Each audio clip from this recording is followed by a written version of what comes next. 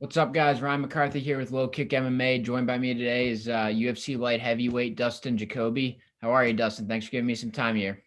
Yeah, absolutely, man. Thanks for putting this interview together, and I'm doing well, man. Just made it back to Denver yesterday afternoon, and enjoying a little bit of downtime with the family, and just kicking it, man. For sure. Yeah. So let's just jump right into things. I'm sure most people watching this are aware you had a fantastic performance this past weekend on the Silva versus Hall card on ESPN Plus. You absolutely demolished Justin Ledet in a light heavyweight bout in about 2.5 minutes. You got the job done. So, first off, congrats. Second off, super impressive, man. How are you feeling after that? Well, thank you, man. It felt great. I'm feeling on top of the world. I'm feeling like my dreams are starting to become a reality. Reached out, or I set out on this journey, over a decade ago in my professional career, and made it to the UFC really quick, and just wasn't able to get it done. Wasn't able to pull the trigger, and here I am with a lot of experience behind me, and I bring a lot of experience, a lot of fights to the UFC light heavyweight division. I'm excited to get my career going with them and start racking up these victories. For sure, man. Yeah. And you mentioned it. We last saw you in the UFC 137, October 2011. Almost 9 years to the day, actually. What was your last fight, which is super weird to me. But yeah, 9 years out of the UFC, you don't see that too often. I mean, we've seen it before, but it's not very common to see. So how's that journey been? 9 years is a long time, man. You've bounced around, you've had wins, you've had losses, but you're back in the UFC. You've strung a few wins in a row now. So how's that journey been? Yeah, man, it's been a long journey. It's a long road to the top, and I know it's still going to be a bumpy ride, and it's still going to be a long journey from here. But to put things in perspective, Anderson Silva made his UFC debut at 32 years old, and I think that's pretty cool.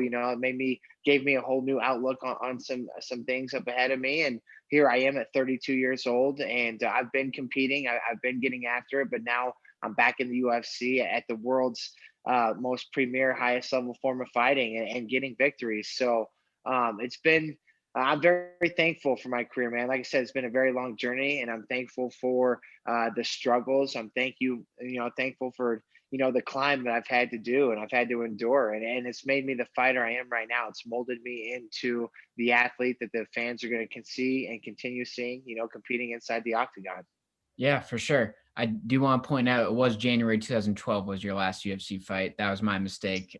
So not nine Yeah, years, no, today, but close. worry. Almost. I made my UFC debut in October, and then again by January I was out, man. So yeah, it was a quick little stint, and I was like, man, I remember the time I kept begging, please give me one more chance, please give me one more chance, and everything happens for a reason, man. I'm so thankful I didn't get that one more chance because I might not be here today. And I tell you what, here I am today. Well, my mind's more clear than it's ever been.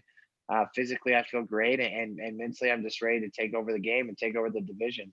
For sure, man. And kind of going off that, Justin Ledet, he's no slouch. He's a good fighter for sure. And he was on a few losses in a row, but doesn't mean he's doesn't mean he's not a good fighter. Correct, He's correct, yeah. super dangerous. So was this kind of how you expected to go? Pretty quick work for you, or were you a little surprised that you got it done so fast, or anything like that? You never know. Yeah, as long as I prepared, man. I checked every single box. I knew I was prepared, and I knew I was in the right mindset, the right mind frame at the current time to go out there and do something great. I was extremely cool, calm, collected. My walkout was awesome. I walked out to little Tom Petty running down a dream, and Love that, man. I was in the zone, man. I mean, I was firing on all cylinders. My mind was clear, and I capitalized on the moment, man. It was a great opportunity, and Ledet is a very good opponent. That's another thing to keep in mind, man. Alexander Rakic, who's now in the top five, didn't finish him, and Johnny Walker, who's another serious threat in the division. Caught him with a spinning back fist, which they fight again. Maybe that doesn't happen. And you watch his fights at heavyweight, dude. He's a faster guy. He jabs people's heads off. He throws combos together, and to go out there. I didn't think about this until an interview I was just doing not too long ago. The guy brought up how Alexander Rakic just didn't finish him, and And yeah, man, I was in it for the long haul. I'm extremely happy. It couldn't have went any better, and it's awesome knowing I was prepared for so much more, man. I had so many tools in the back pocket that that I wasn't able to use, and it just never got there. So I'm excited to continue building on those, continue developing my skills, and man, I really do think that I'm on another level, and I proved that by going out there fighting a tough Justin Ledet and finishing the fight the way I did. Yeah, you for sure proved it. There's no question about that. And I know we talked about it right before this. I was a little disappointed you didn't get the performance of the night, or one of them at least, that bonus. That kind of sucks. There was a lot of knockouts on that card, unfortunately for Hugh, to be honest. So is that something that kind of, you mentioned that, there's a lot of people that reached out to you, DMs or whatever it was, that thought you deserved it. So, Yeah, man, it definitely motivates me, that extra yeah, 50K, because I truly believe that's my style of fighting. If you ask me how I'm going to win a fight, I tell you by knockout. I think I go in there to finish fights. I think bonuses are coming, man, and it was a disappointment. I'm watching the card, and you just start seeing all these knockouts, but that's not taking anything away from the guys I fought on. That was badass to be on that prelim card. That was one of the best prelim cards of the year.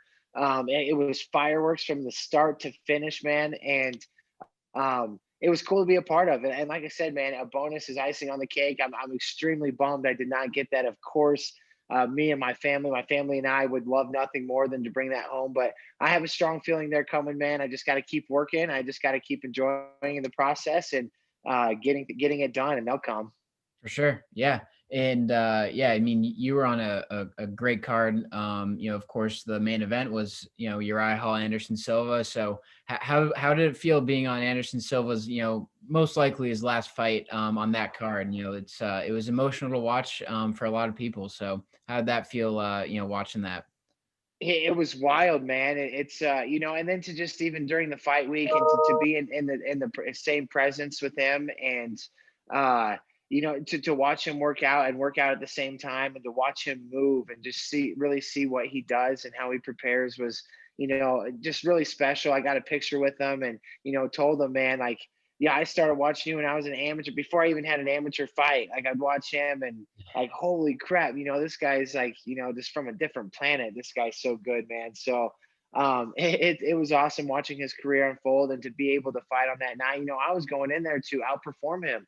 I was like, I love Anderson, we're on the same card, but I want the talk to be about me. For sure. And I think that I don't want to say I got overlooked. I don't think I got overlooked. I've got a lot of positive feedback. A lot of fans love the fight. A lot of people tell me, man, you should have got that bonus. I just think I was on a great card. There was a lot of great finishes. There was a lot of other guys that shined that night too. So, Yeah. you have that sometimes. Some nights you're the only guy that shines. Sometimes you don't shine at all. And some nights everybody shines. So, uh, Exactly. and I think it was with it being Halloween night, man. It was an electric atmosphere. I'm really starting to become one with the Apex. I love the facility. I love the process, the bubble we go through. I just feel like when I get there all week, I'm dialed in. I know what needs to be done, and I went out there and got that done. For sure. Yeah. And like you mentioned, there's some cards where there's only decisions, and then there's some cards where there's knockouts every fight, submissions every fight. So it was one of those nights, for sure. And then I wanted to ask you, you've bounced around before in weight classes. You've been a middleweight, you've been a heavyweight, you're at light heavyweight now. Is light heavyweight where you're going to be sticking at? I feel great at light heavyweight. I walk around max usually like 210, 212 pounds. I'm trying to change that and build on some size. I was getting a little bit bigger before this fight, and then the month of September I started chasing elk every weekend and up in the mountains. And you're not packing to survive. You're not packing to thrive. You're packing to survive, and not getting the proper amount. Plus you're burning all kinds of calories. So hopefully, when I get past that, I'm a real active individual in general. So I need to be eating a lot of food, and, I train daily. So if I can put on a little bit of size, I love that light heavyweight division. I don't have to think about a weight cut. I don't have to waste any emotion or energy whatsoever on a weight cut. I just get to show up and be myself. Of course. And I feel like at 205, man, I'm pretty quick. I have the frame to cover a lot of ground. I have the frame to compete with much bigger guys. And at 205, I've got the speed to finish fights. So, there's if the right fight presented itself at middleweight, I wouldn't be opposed if it was the right fight. But for the time being, I'm going to stay at 205, man. I feel at home there, and I think it's a good fit for me. Awesome, man. Yeah, for sure. And then, so, you had a quick finish, about 2.5 minutes. So what's next for you? Are you trying to get another fight in before the end of the year? Are you looking towards early 2021? Yeah, man. I don't know. Like, part of me, I was just talking with my wife. She's like, I think, before December is pretty soon. Yeah. Before Christmas anyway. I would like to get something holidays, or if I can get something confirmed like January, February, I guess that'd be cool too, to really give me some time to fully, dial in and be prepared. And I'm at a spot in my career where I've earned that, man. I've never turned down a fight my entire career. I have always said yes. I've always showed up to the playing field when it was time to, go out there and go to battle. So I'm at a spot right now where I can pick and choose. I can pick the right fight that I want.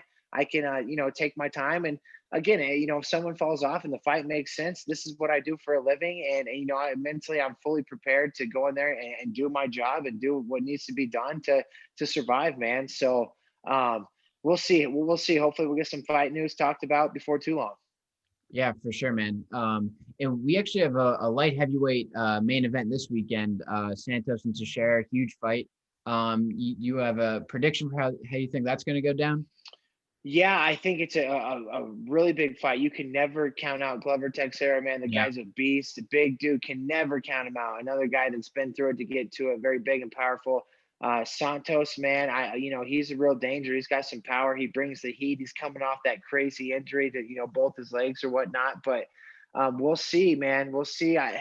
It's hard to count out Texera, but I'm leaning Santos, but I think it's going to be a great fight, and I don't think it's going the distance. I'd take the under on that one. Yeah, I would too, honestly. I might honestly just do that this weekend. But, uh, For sure. but yeah, kind of going off that. I mean, I love asking people. Of course, you're in the light heavyweight division. So do you have a favorite weight class you prefer watching? Maybe besides the one that you're in. Not particularly. I guess it's just more who the style, the matchup. Who's fighting. You always enjoy watching the big boys go because of, how much big and the power. And I really enjoy watching strikers go down. I love watching the lighter guys like Edson Barboza, smaller but extremely fast and electric. And yeah, anymore I think it's more the fighter, the style. I don't have a preference in weight class. It's just who's competing and what they're bringing to the table. For sure. Yeah, for sure. And I wanted to ask you too, what'd you end up eating after your big dub? Is there any specific meal you go after a win? Because it's at 205, I'm never really craving that much food. I'm still eating comfortable all week. I was eating big meals all week long, man. Awesome. Feeling great about myself. Still Yeah, getting workouts in, feeling loose. So, as a matter of fact, I fought it. It was like I was back in my hotel room by like 2 o'clock, I believe. that's Like crazy. 2:30, something like that. So I got back there. I heated up a trifecta meal that I had, waiting for me in my room from trifecta. I smashed that, and then pretty much drank until the next day. So so that's what we did, man. We just drank. I didn't even eat dinner that night. Tried having some pizza. It was nasty. And then ended up sleeping the damn day away on Sunday, just going out Sunday night into Monday. So we did have a very good steak dinner at Gordon Ramsay's spot there at Paris. So very, very nice meal with some good company. And then I think even later that night, I go out, have a few more drinks, doing some gambling, and grab some Chick-fil-A. So I just splurged a little bit, man. Whatever's there. I am a big pizza guy. We got back home. Finally got back to Denver last night. Watched a couple of my friends I do some upland hunting with. Their kids played a football game. Went to the high school, watched the football game, and then got some pizza. So now I'm already thinking about getting back to work, getting back to some meals, and getting ready for this next one. For sure, man. Well, you deserve that weekend you had for sure. I can only imagine how fun that was for you. But yeah, that's pretty much it on my end. Do you have anything you want to plug before we head out?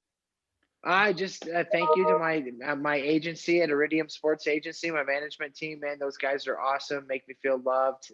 Very, very much so. Take care of me. And they're. I think that we're gonna plan a little roadmap to the top together. My coaches at Factory X, Mark Montoya and crew, and also my coaches and strength trainers at Landau Performance. We've got something special brewing over there at Factory X at Landau Performance, and here in Denver, man. So we got we got guys fighting every weekend. We're filling up UFC cards, and we're just a bunch of buffaloes running into storms, man. That's what we do, uh, it's awesome, man. It's a great thing to be a part of. So thankful for those guys. Hey, Revivid Sports CBD, man. This company just picked me up. I absolutely love those guys. Best CBD in the game. I've been wanting to get them for years. Their products taste the best. They feel the best. They work the best, in my opinion. So super thankful for them, and looking forward to grow with them, become some family with them. And anybody else, man, wanting to hop on board, this isn't easy. We do a lot of training, and a lot goes into it. So all the help and support's appreciated. I have a big support group, a lot of family and friends that care dearly about me, and feelings mutual, man. So thank you to you guys for putting these interviews together and getting our word out there. And I'll let you know when we get a fight booked and when we could be talking about the next victory. For sure, man. Yeah, I have so much respect for you and your fighter and the fighters. It's an honor to get to talk to people like you. It really is. You guys are amazing human beings. So thank you for giving me some time. Kind of just to recap, Dustin Jacoby, ladies and gents, big dub at light heavyweight this past weekend on Hall Silva. This is a name to look out for, ladies and gentlemen. Definitely on the rise in the light heavyweight division. A pretty open light heavyweight division, to be honest with you. It's not as stacked as some of these other cards. So I'm looking forward to see you rise, man, into the rankings, hopefully one day. And we'll be talking, I'm sure, eventually for your next fight. So I really look forward to talking to you again, Dustin. Hey, sounds great, man. I appreciate the kind words, and yeah, man, follow the journey to the top. That's where I'm headed straight to the top.